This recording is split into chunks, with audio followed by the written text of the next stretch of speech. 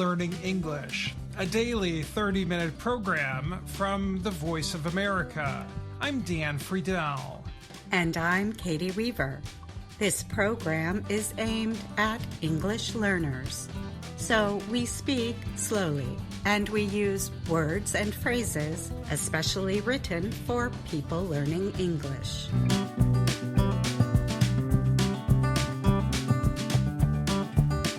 Today on the podcast, we learn from Gregory Stockel about why Taiwan is able to manage extremely strong earthquakes like the one on April 3rd.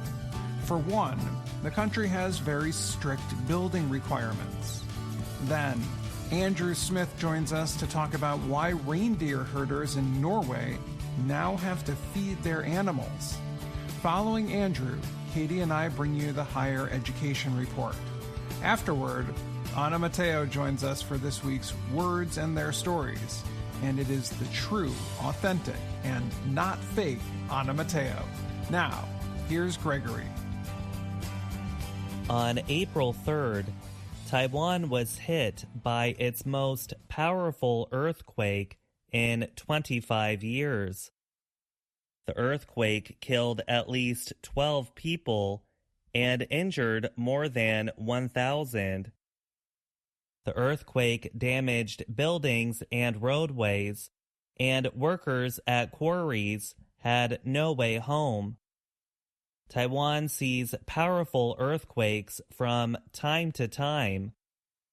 Experts say the damage to the East Asian island and its 23 million people has been contained thanks to its earthquake preparedness. Here are details of Taiwan's history of earthquakes. Taiwan lies along what is known as the Pacific Ring of Fire. It is the line of faults around the Pacific Ocean where most of the world's earthquakes happen. The Earth's outer covering is divided into large pieces on which the oceans and land masses sit. These pieces are called tectonic plates, and where they meet is called a fault line. Earthquakes are common in the area near Taiwan because pressure builds up where the Philippine Sea Plate and the Eurasian Plate meet. The built-up pressure releases suddenly in the form of earthquakes. The area's mountains can increase ground movement, leading to landslides. Several landslides happened on Taiwan's eastern coast, near the center of the recent quake, near eastern Hualien County. Falling rock hit roadways, crushed vehicles, and caused several deaths. Taiwan's earthquake agency measured the recent earthquake at 7.2 magnitude. The U.S. Geological Survey, or USGS, estimated it at 7.4. The quake damaged several buildings in Hualien, but caused minor losses in the capital, Taipei, although it was strongly felt there. The earthquake hit in the morning when people were on their way to work. But just minutes later, parents were again walking their children to school, and workers were driving to offices. Stephen Gao is an earthquake expert and professor at Missouri University of Science and Technology. He said, Taiwan's earthquake preparedness is among the most advanced in the world. He said the country has strong building laws, a good earthquake network, and widespread public education campaigns and earthquake safety. The government regularly increases the level of quake resistance required of new and existing buildings. This increases the costs of a building, but the government offers financial support to people willing to have their buildings examined for quake resistance. There has also been punishment for failing to meet requirements. Following a 2016 quake in the southwestern city of Tainan, 5 people were found guilty of negligence and given prison sentences. The people were involved in building a tall apartment building, but it was the only major structure to collapse in that quake. Taiwan also is pushing quake exercises at schools and workplaces. Media regularly carry warnings about earthquakes and safety that go out to cell phones. Gao said those measures have helped Taiwan deal with earthquakes and prevent loss of life and damage. Taiwan and its surrounding waters have registered about 2,000 earthquakes that measured 4.0 or greater since 1980. And it measured more than 100 earthquakes above 5.5, the USGS found. The island's most serious quake in recent memory hit on September 21, 1999. The 7.7 magnitude quake caused 2,400 deaths, injured 100,000, and destroyed thousands of buildings. Daniel Aldrich teaches political science and public policy at Northwestern University. He said it was a major wake-up call that led to important government changes to improve emergency services and disaster reduction.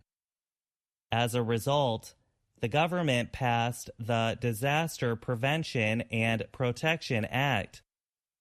Taiwan set up 2 national centers to deal with earthquakes. Aldrich said, "I think we're seeing the results in this most recent shock." I'm Gregory Stockel.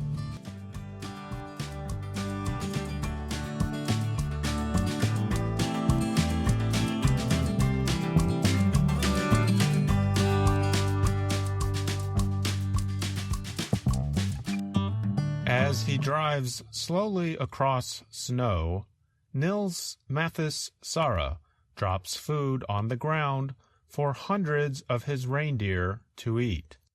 His animals live in Finnmark, the northernmost point of Norway.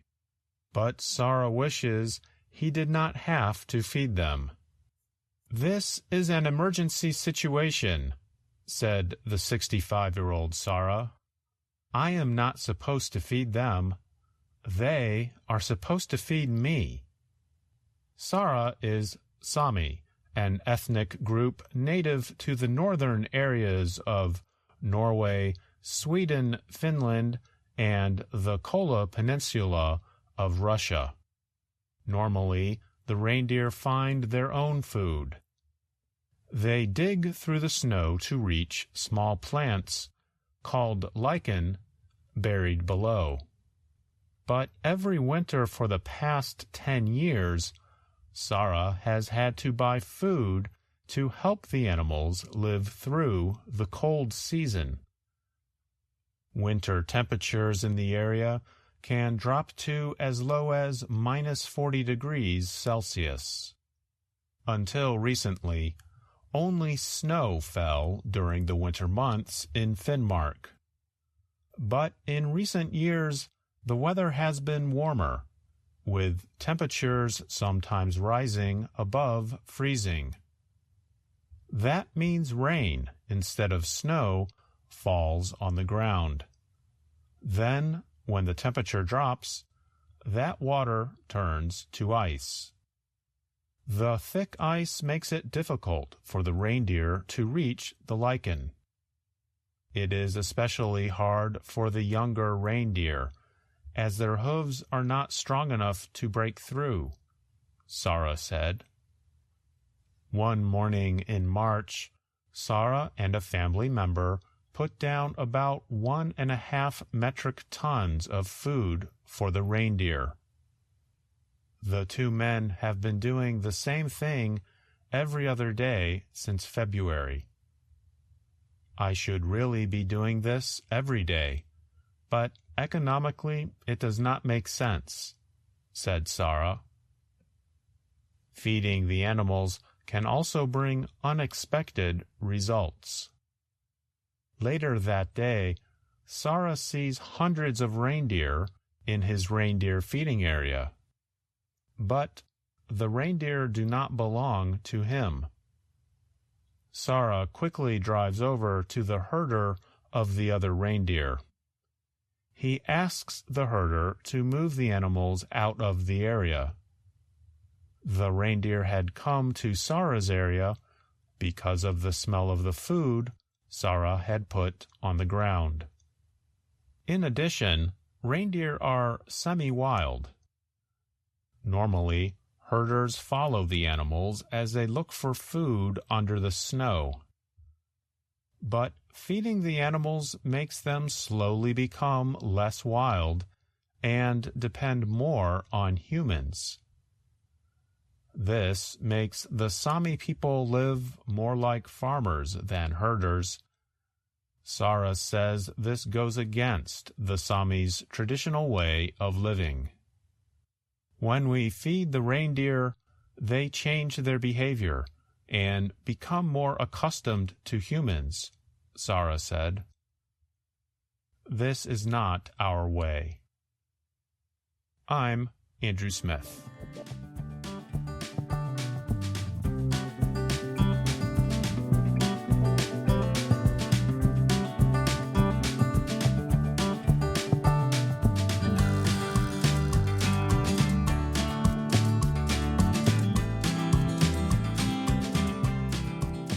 Students like Jeannie Tarnu of Annandale, Virginia, have a chance to say a lot about themselves on their college applications. They can tell about classroom success that came from long hours of doing homework. They can write about time they spent after school as leaders of student activity groups. But a decision last year by the U.S. Supreme Court means they will have only one chance to talk about their family background or nationalities. That chance comes in the part of the application that calls for a piece of writing about a single subject, known as an essay. In the past, students like Tarnu would have been able to tell colleges about their backgrounds in another part of the application. Then they could discuss something else in their essay. Now colleges cannot ask about race. Tarnu is a first-generation American. She was born in the United States, but her parents came to the U.S. from the African nation of Liberia about 20 years ago. Tarnu will start college later this year. She started working on her applications around this time in 2023. She thought carefully about the questions that came as part of the common application. The application is a standard form that students can use to apply to over 1,000 colleges and universities. The application offers 7 essay prompts or suggestions. One question asks students to tell a meaningful story about themselves. Another asks for a story about overcoming obstacles. An obstacle is another word for a barrier. Tarnu said she could have written about what it was like to be the child of immigrants for her essay. Instead, she wrote about overcoming a challenge. She said she had a speech delay as a girl and found herself in a special education program called IEP. I was placed at the age of 3, Tarnu said. I talked about my process of leaving that program because that program is really hard to get out of. I also added a metaphor of me being a butterfly and coming out of the cocoon. Tarnus said she used a short answer part of the application to discuss her family's background in Liberia. She wrote about learning a special Liberian handshake that is connected to the time when those who formed Liberia were enslaved in the United States. She said she chose not to write about her race in the personal statement because everyone writes about it, and you have to stand out above the other applicants. A number of students around the U.S. seem to have the same idea.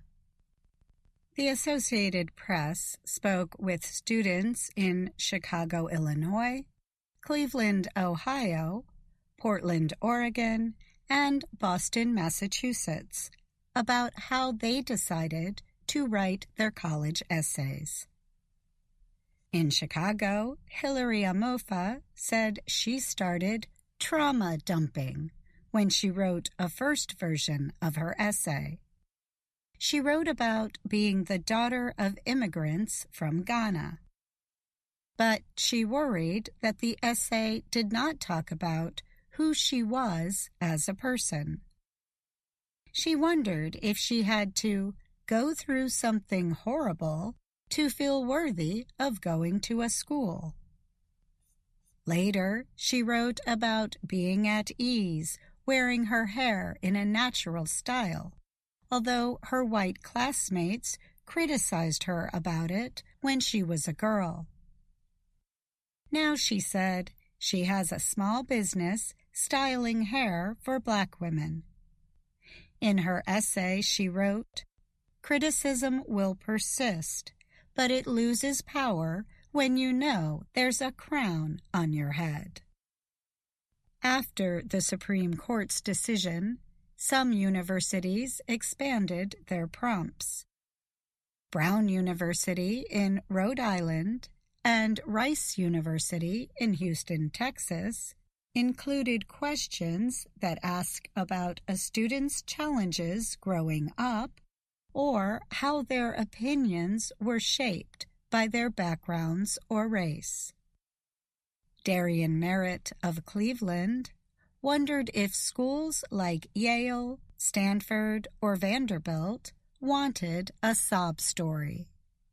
He said he wrestled with the question of whether he went through hard enough times as a child to deserve having a spot at the university. Merritt chose to write about an experience at summer camp when he started to feel more at ease or comfortable. He wrote about wondering whether he was Black enough and discussed being made fun of for listening to white people music. He also wrote about taking ownership of myself and my future by sharing my true personality. Merritt said he felt comfortable sending an honest story to colleges. In Portland, Max Decker started working on his college essays before the Supreme Court's decision last year. At first, he had written about his love of video games, but the essay he sent to colleges was very different. He wrote about a nonprofit community group called Word is Bond. The group works with young Black men. Decker is of mixed race. He said he always felt like the odd one out before he became a part of the group and found acceptance. On a trip to Washington, D.C. to meet with lawmakers, he realized he offered something special to the world because he is different. Decker said he felt comfortable writing about his race in an essay if it could help him get into a better college.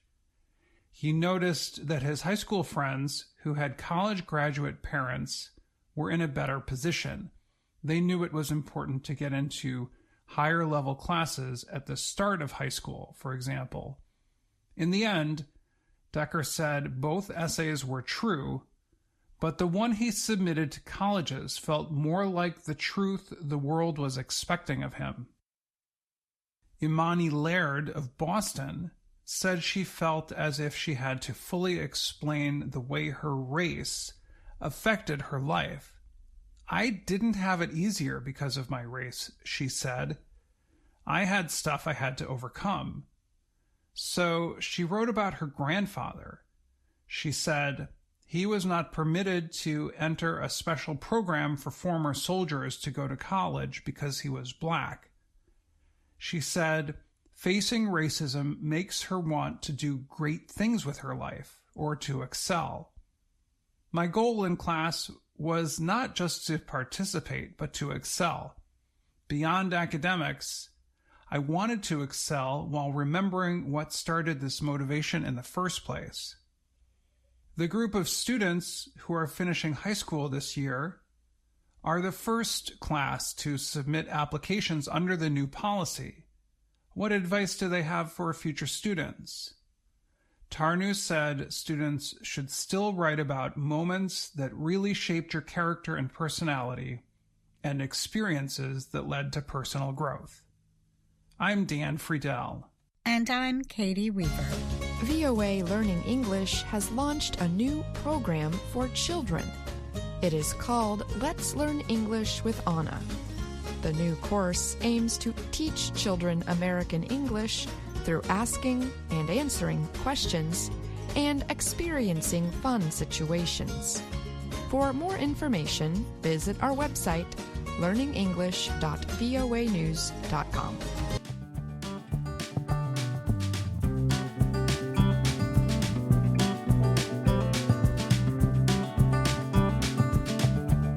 And now, words and their stories from VOA Learning English.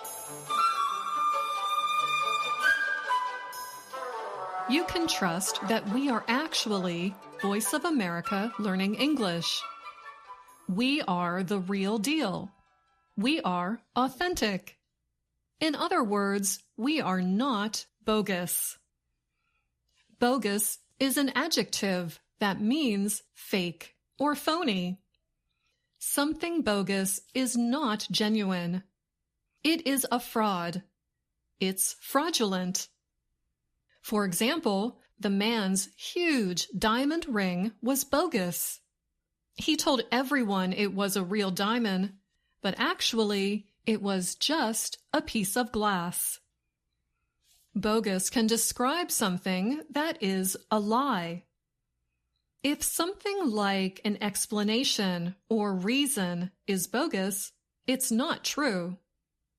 For example, an employee might call her employer to say she needs a sick day off from work.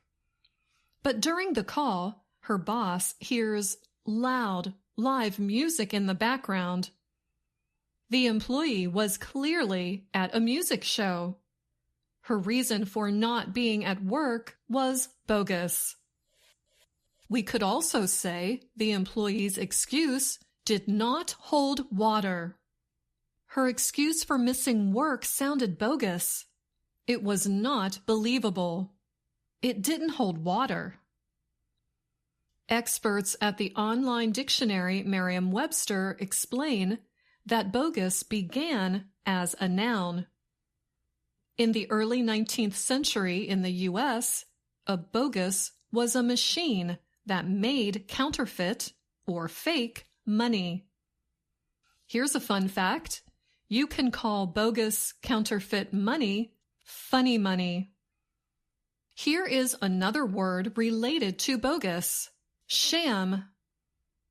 Sham, a noun, describes a fake, made-up situation. We use shams to cover up the truth. Let's hear some of these terms used in a short story. Two roommates work together at a bank. One day they decide to steal all the gold and jewelry held in the bank's safe. So they plot. They plan it out. First, they need an alibi. Where can they be while the robbery is actually happening?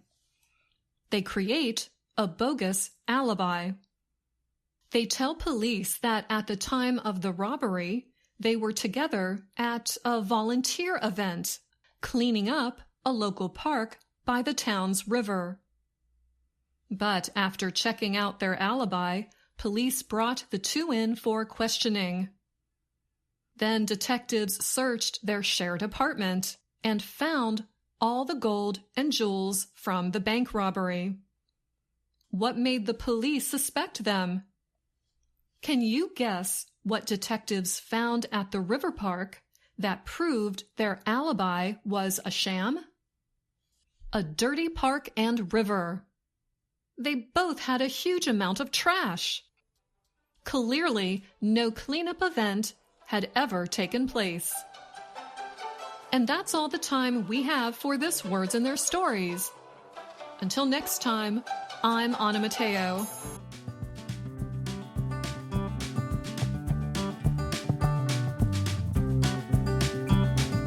I'm Dan Friedel, and you're listening to the Learning English podcast. And this is the real Learning English podcast, right, Anna?